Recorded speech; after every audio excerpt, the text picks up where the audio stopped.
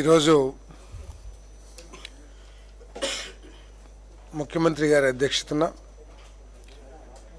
Cabinet మినిస్టర్స్తో అదేవిధంగా secretaries అందరితో కూడా special chief secretaries principal secretaries అందరితో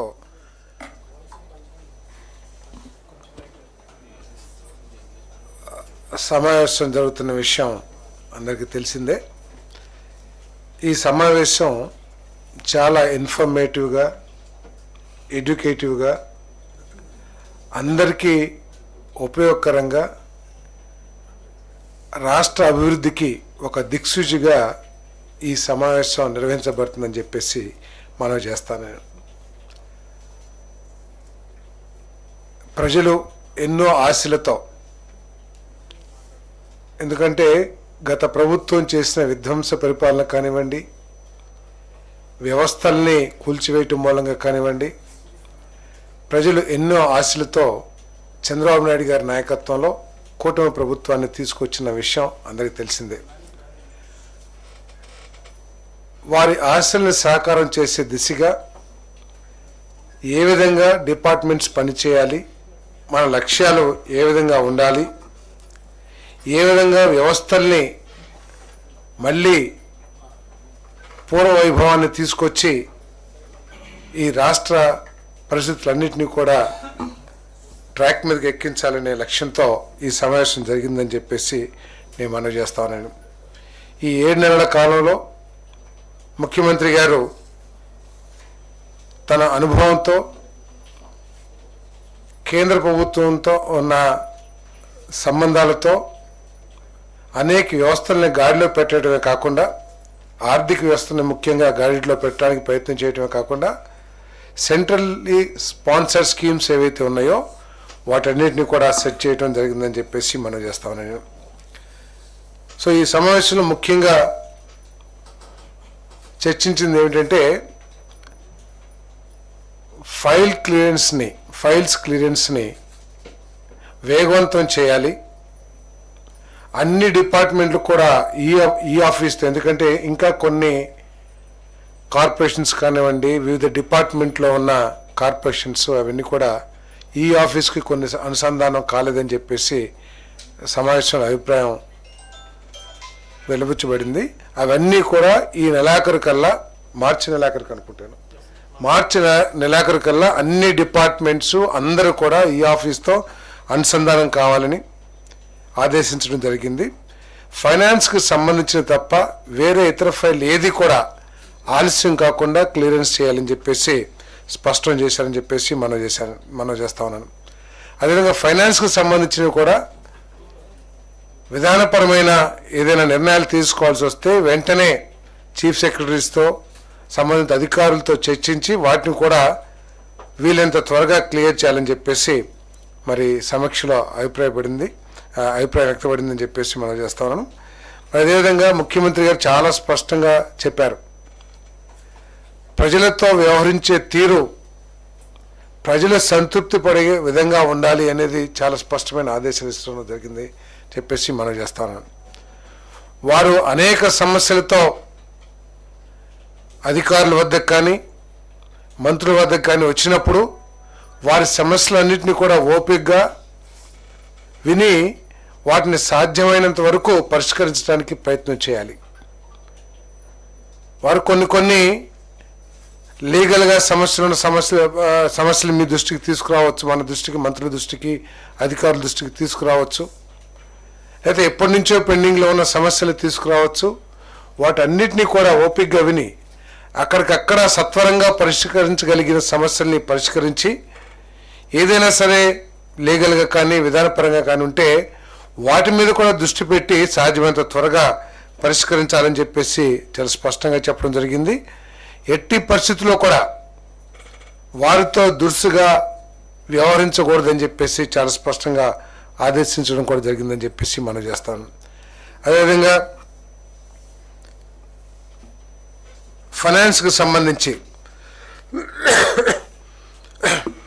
స్వర్ణాంధ్ర 2047 విజన్ అనుసరించి 15% గ్రోత్ రేట్ని సాధించడానికి పర్ క్యాపిటల్ ఇన్కమ్ $42,000 ని అచీవ్ కావటానికి ఏ విధంగా మన డిపార్ట్మెంట్స్ని మెరుగుపరుచుకోవాలో దాని మీద బలంగా ఆలోచించాలి, ఆ విధంగా పనితీరును మార్చుకోవాలని చెప్పేసి కూడా మరి అదే లక్ష్యంగా పనిచేయాలని చెప్పేసి కూడా స్పష్టం చేయడం జరిగిందని చెప్పేసి మనం చేస్తాను.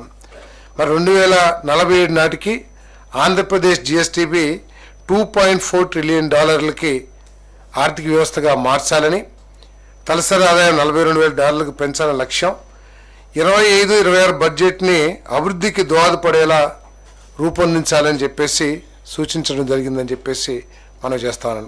ఎందుకంటే 25-26 బడ్జెట్ తయారు కాబోతా ఉంది.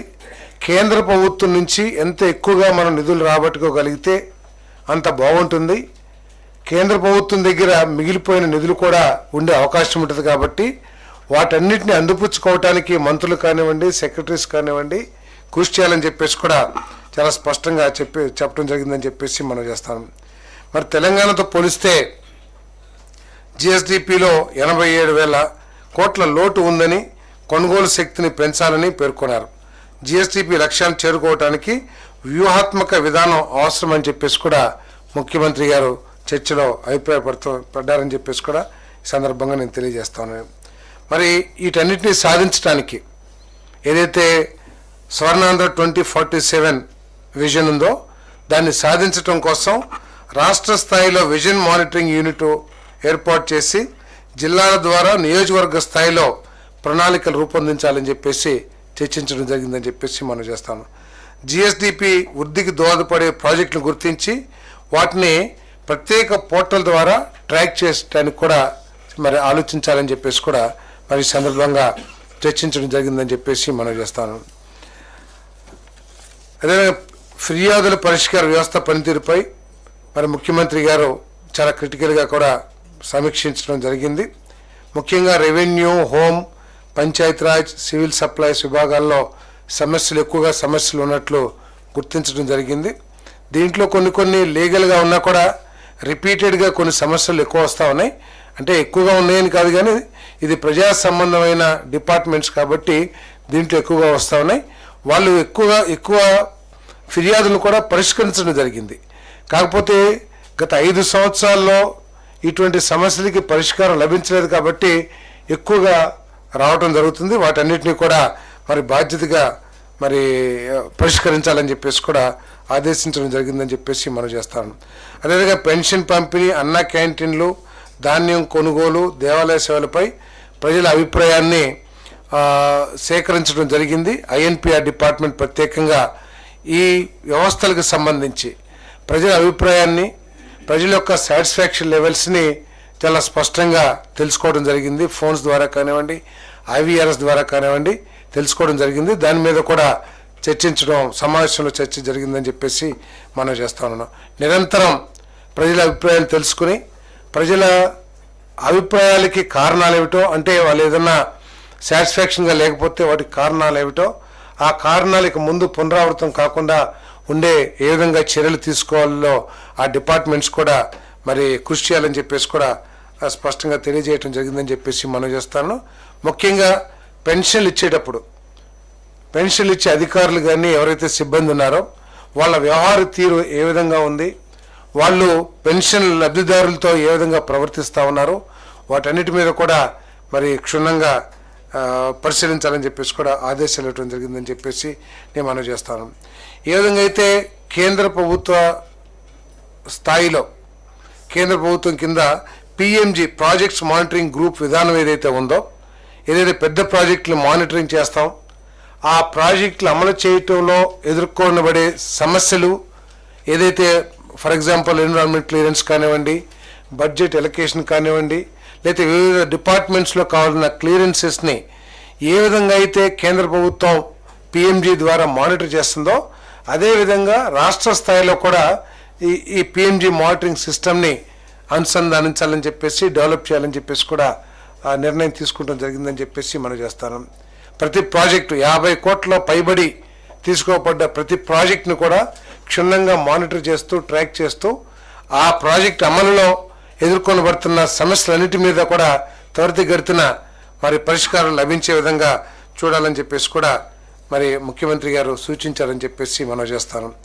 మనమిత్ర వాట్సాప్ గవర్నెన్స్ని మరింత విస్తరించాలని ప్రస్తుతానికి 158 సేవలు 7 డిపార్ట్మెంట్స్కు సంబంధించి ముఖ్యంగా ఎండోమెంట్, ఏపీఎస్ఆర్టీసీ, ఎనర్జీ, అదేవిధంగా రెవెన్యూ, సిడిఎంఏ, అన్నా క్యాంటీన్స్, పీజీఆర్సీ వీటికి సంబంధించి 158 సేవల్ని ఆల్రెడీ ప్రారంభించడం జరిగిందని చెప్పేసి మనం చేస్తాను. దీని మీద మన హెచ్ఆర్డి మంత్రి గారు, గౌరవ మంత్రివర్యులు లోకేష్ గారు కూడా మాట్లాడటం జరిగింది. భవిష్యత్తులో అన్ని డిపార్ట్మెంట్స్ కూడా టూరిజం కానివ్వండి, రెవెన్యూ కానివ్వండి, పోలీస్ డిపార్ట్మెంట్ కానివ్వండి, అన్ని డిపార్ట్మెంట్స్ ప్రజలతో సంబంధాలున్న ప్రతి విషయాన్ని కూడా ఈ వాట్సాప్ గవర్నెన్స్ ద్వారా అనుసంధానించాలని చెప్పేసి సమీక్షలో అభిప్రాయపడటం జరిగింది.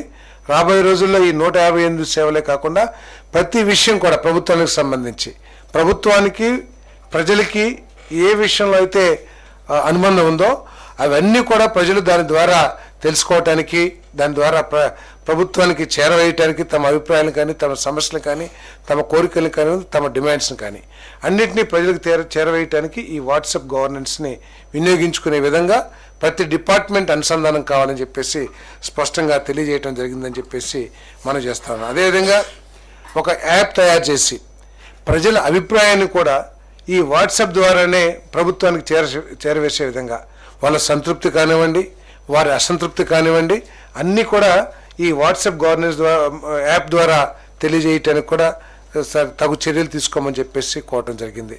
ఎంత మైన్యూట్గా ముఖ్యమంత్రి గారు, లోకేష్ గారు చర్చించారంటే ఆఖరికి ఆర్టీసీలో సీట్స్ బుకింగే కాకుండా బస్సు ఎక్కడుంది, ఏ సమయానికి ఏ గ్రామంలో ఉంది అవన్నీ కూడా తెలుసుకోవటానికి మరి ఈ వాట్సాప్ గవర్నెన్స్, అదేవిధంగా సర్టిఫికేట్ సంబంధించి ప్రతి సర్టిఫికేట్ కూడా అంటే అథారిటేటివ్గా వచ్చే విధంగా తగు చర్యలు తీసుకోవటానికి చర్యలు తీసుకోవాల్సిందిగా అన్ని డిపార్ట్మెంట్స్ కూడా ఆదేశించడం జరిగిందని చెప్పేసి నేను మనవి చేస్తాను. అంతేకాకుండా వాయిస్ ఎనేబుల్డ్ సేవలను కూడా అభివృద్ధి చేయాలని సూచించడం జరిగింది. ఇదంతా కూడా అంటే చాలామంది గ్రామాల్లో వారికి వాట్సాప్ యాప్ని వాడతాం కానీ, లేకపోతే ప్రభుత్వం డెవలప్ చేసిన యాప్ని వాడతాం రాకపోతే వాయిస్ ఎనేబుల్డ్ సేవలను కూడా అభివృద్ధి చేయాలని చెప్పేసి ముఖ్యమంత్రి గారు సూచించడం జరిగిందని చెప్పేసి మనం చేస్తా ఉన్నాను. మరి ఈ సమావేశం ఏదైతే ఉందో ప్రజలకి ఉపయోగపడే విధంగా, ప్రజల సమస్యలకి పరిష్కారం లభించే విధంగా ఈ సమావేశం జరుగుతుందని చెప్పేసి నేను మనం చేస్తాను.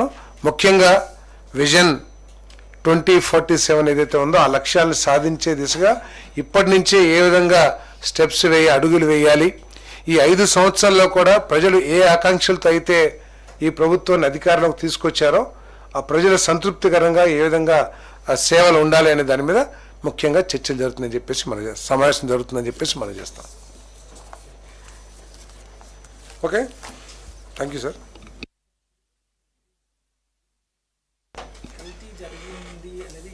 సిఐడి అరెస్టులు, సిబిఐ అరెస్టులు ఉంటుంది కానీ వాళ్ళు వైసీపీ నుంచి చెప్తుంది అట్లాంటిది ఏమీ లేదు అని అంబటి రాంబాబు గారికి ఎవరు చెప్పారు మరి నాకు తెలియదు. అది ఏదైనా ఉంటే తప్పకుండా ఎవరైతే ఎంక్వైరీ చేస్తున్నారో సంబంధిత మంత్రి గారు పూర్తి సమాచారాన్ని వారికి ఇస్తారు.